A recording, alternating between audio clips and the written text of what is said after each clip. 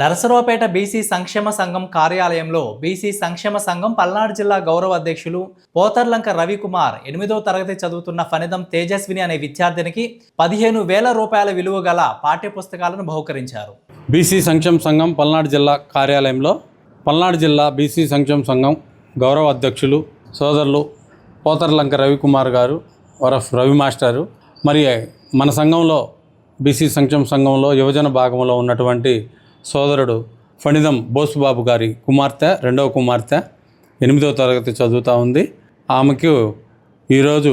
గౌరవాధ్యక్షులుగా ఉన్నటువంటి రవి మాస్టర్ గారు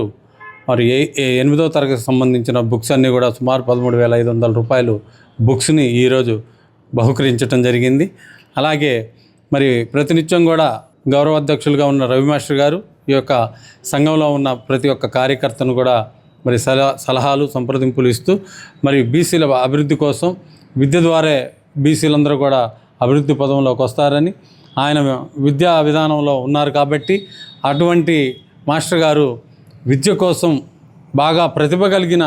బాలబాలికలకు ప్రతి సంవత్సరం విద్య ద్వారా ఏదో ఒక బుక్స్ అలాగే ఫీజు డొనేషన్ చేసే క్రమంలో ఈ సంవత్సరం మరి ఫణిదం